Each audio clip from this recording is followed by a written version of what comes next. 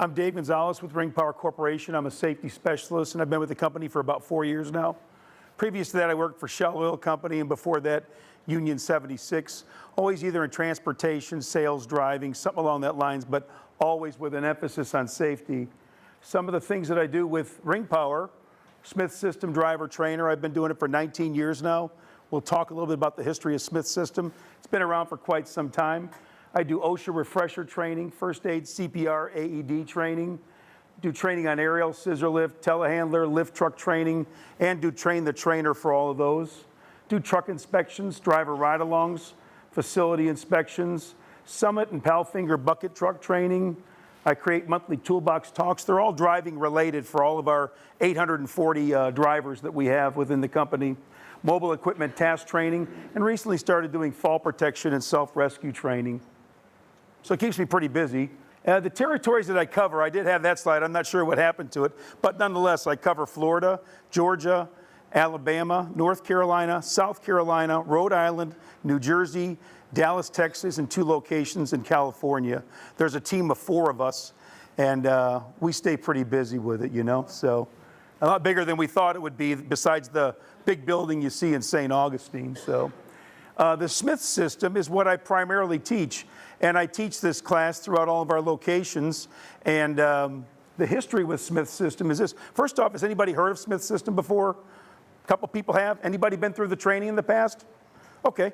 I've been a trainer, like I said, for 19 years for Smith System, and this driver technique was established by a guy named Harold Smith in 1948, and he opened up the first professional driver training company in Detroit, Michigan in the early 50s. And he started marketing fleet driver training in 51. It was established as a company in 1952, and he caught the attention of Ford Motor Company. So this guy was in the military, and he was looking at memo that had casualties of war back in the late 40s. Next to it was another memo on people dying on U.S. roadways. The number was greater of people dying on U.S. roadways at the time, which is kind of surprising to me and very surprising to him. But when you think about technology in cars in the late 40s, early 50s, they had these big steel tanks, thicker steel than we've ever had, no airbags, no seat belts, big steering wheel this big, radial or bias ply tires, drum brakes. So if there was a vehicle incident, your body went forward and took all the shot, correct? So the casualty rate was up there. He started this driver training, and he would go around to different companies, introduce himself, and he would say that he wants to train fleet drivers on how to be safer. By doing so, he said they'll have fewer accidents, it'll save you on insurance, it'll be less stressful as a drive, it'll save you on tires, brakes, fuel consumption, stuff like that. And the key thing was, he said, you don't have to pay me a dime unless you realize the savings. You start saving money, then you could pay me. So that's how he got his foot in so many doors. Ford Motor Company caught wind of Harold Smith and Smith System driver training, and they hired him as a consultant. So if Smith System, if Harold Smith if Ford Motor Company sold 15 new Ford trucks to Roadway Trucking, we'll say, Harold Smith would go along as a consultant. He would train the roadway truck drivers the 5 keys of safe driving. So that's kind of how it got its start. There you go. Smith System today. Customers include UPS, FedEx, Shell, Chevron, AT&T. More than 50% of the Fortune 500 companies use Smith System, and it's available in over 100 countries. The only way you'd really see it is if you saw a vehicle and it said 1-800-AM-I-SAFE on the back of the vehicle. That's typically someone that's been through Smith System training. So pretty big. UPS actually invested into it and kind of spun off with their own technique of Smith System. Here's the 5 keys of forward motion. This is what we train at Ring Power.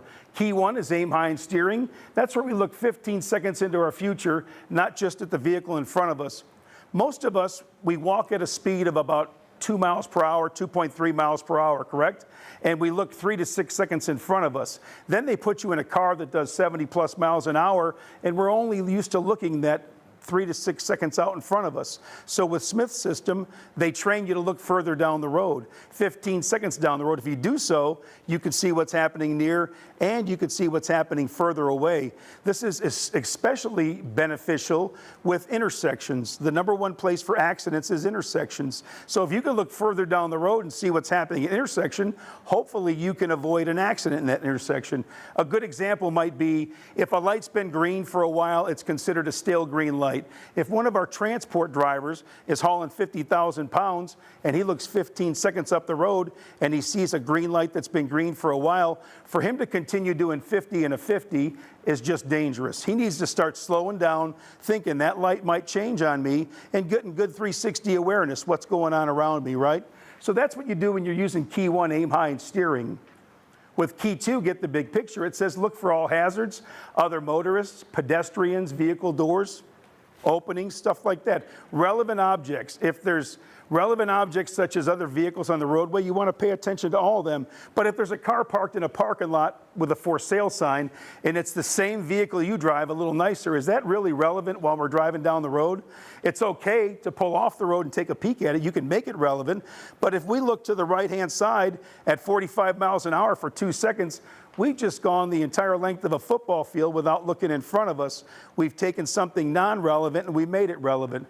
We see that happen every day on the interstates when we see vehicles bent up and everybody's slowing down going the opposite direction. Has nothing to do with us going northbound, but we got to know what's going on southbound. And I mean, going through Orlando right now, I've sat in traffic for an hour and a half just to get into downtown Orlando and see a bus on the side of the road with everybody taking off the bus and standing by a fence. Maybe it had an electrical issue or something, but it was an hour and a half of my life. I couldn't get back going the opposite direction. So kind of ironic the way that is.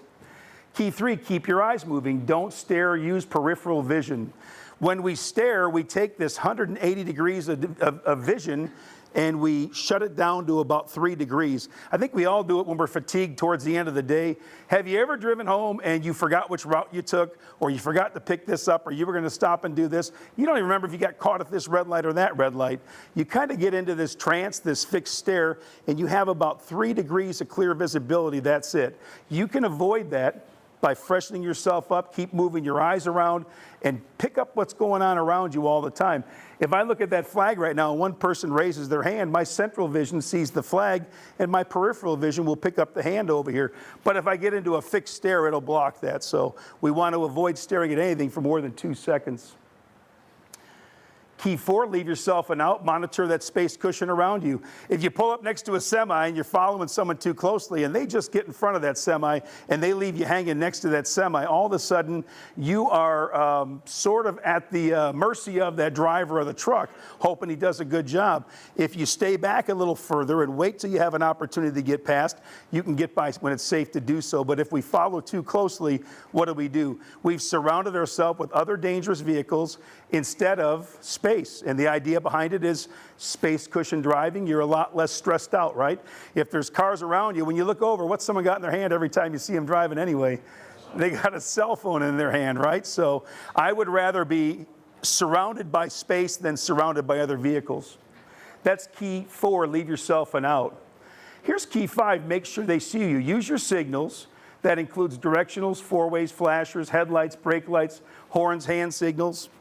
Make eye contact if you can with someone, all right? A great example might be a parking lot. You see 2 people that back into each other and they automatically say, I didn't see you, but they walked out together with them, unloaded groceries, put carts away, then hopped in cars and hit each other. I think you've already seen them 3 times. You just didn't realize it because we didn't pick up on that, right?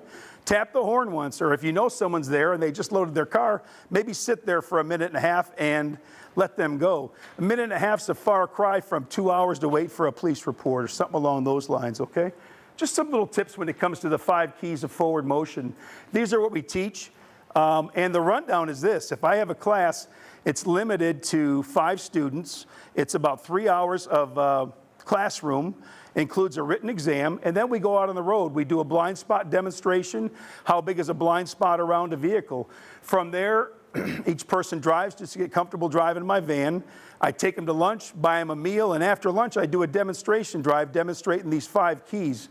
After that, each one of them is going to have 2 drives. One's going to be coaching, one's going to be evaluation. Once they get done with the drive, I sign off on a certificate for them. They can use it for a reduction in personal insurance, and they can drive Ring Power vehicles. So it's an 8-hour class for 5 students, and I believe I probably trained about 650 at Ring Power so far at all these different locations. So we've been pretty busy with it. Here's 5 keys of backing. I'm checking my time too. With the backing, it says choose the safest parking location and backing path. A lot of times, if we decide we want to back up, do we really choose the right spot to back into? A good example might be if there's a shade tree, right? And we see the shade tree and there's 5 open spots to either side. What do? We swing around backwards and we back in. Do we really look at all of our different windows and mirrors? Or are we just staring at that tree until we bump it and then realize what we did wrong? So it happens to all of us. Get the big picture, search for any potential hazards. Key 3, keep your eyes moving, scan, don't fixate. Once again, don't stare at just one object. Key 4, leave yourself an out, surround yourself with space. And that last key, key 5, make sure they see you. Once again, those warning devices, tapping that horn, seek some eye contact. One thing that we've noticed that happens is if you pull up to a gas station and you're on the roadway and there's an exit to a gas station, what do we do politely? We sometimes wave people out. If they go 2 lanes and get hit by another car, the reason they've just gotten hit is because even though we were trying to do something courteous, we really didn't know what their intentions are. So I know it's tough to do in Florida with tinted windows and sunglasses and night vision, but try to make eye contact with them and let people make their own decision to do that. I've always been guilty of doing this also. I consider it courteous driving, but once I was trained that it could cost me just like a jaywalker, I hit the brakes on that. Now I literally do my best to take a look and see them. So that's what we talk about with seeking eye contact. There's some good benefits from it. At Ring Power, we've seen as much as a 60% reduction in at-fault vehicle incidents, which is huge when you think about it. One incident might be a $2 million payout, so if you can cut that by 60%, we're doing an outstanding job there. 25% saving, fuel, tires, brakes, wear and tear items on vehicles, increased seatbelt usage, reduced heavy acceleration and hard stops, reduced harsh cornering. How about that one? 98% reduction in speeding. So how often do you guys see a Ring Power truck pass you up on the road? Not very often, right? It doesn't happen very often. The reason is this: all the vehicles are monitored by a system called Geotab. It's telematics. It's installed in all company vehicles and rental vehicles. So it plugs right into the ECM.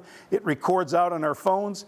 A manager gets emails immediately if a driver's speeding. And the idea is he gets one every 15 seconds that driver's speeding. So in about 2 minutes in, he gives him a less than polite call that says, slow your roll, correct?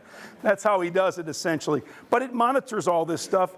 And I've heard this message a bunch of times in here, going home at the end of the day, man, that's what it's all about, you know? So if we can do this and maintain an image, not spend money, and most importantly, send everybody home at the end of the day, it's pretty good, you know?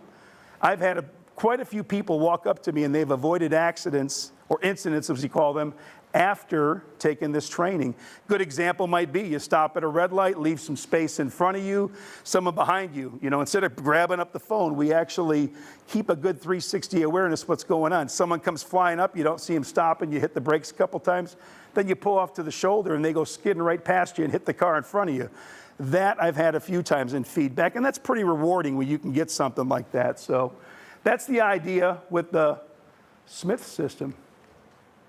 We're currently in the process of integrating Smith system e-learning into our new LMS system. So our drivers, 840 strong, can go online and they can do refreshers online, different keys, directly from Smith system integrated into our LMS system. We also use it as a remedial or refresher training. If a driver has a vehicle incident, we don't hammer them and say, you messed up, we want to straighten you out. We say, we want you out there, we value you as a driver, and we're going to enhance your skills so you can continue to drive safe out there. And it may include a ride along or a little bit of training with me, or let's just sit down and talk about it, whatever the case may be. So that's kind of the idea with that. One more slide. And that one said, questions, comments, thank you very much. I swear to you, I sent this out. So does anybody have any questions for me about this? It's pretty good stuff. I actually enjoy doing it. I can't do it. What's that? There you go. The other one would come up also. We had earlier, but we don't have to see it now. So any questions? I appreciate being invited here. It's kind of neat. It breaks it up a little bit from driver training and driver ride-alongs. And yesterday I was in Tampa doing training. The day before I was riding in a Western Star, driving along with a transport driver. So it's kind of cool stuff. So they say safety's red hot. I agree with it, right? Thank you all for your time. Appreciate it. Thank you, my friend.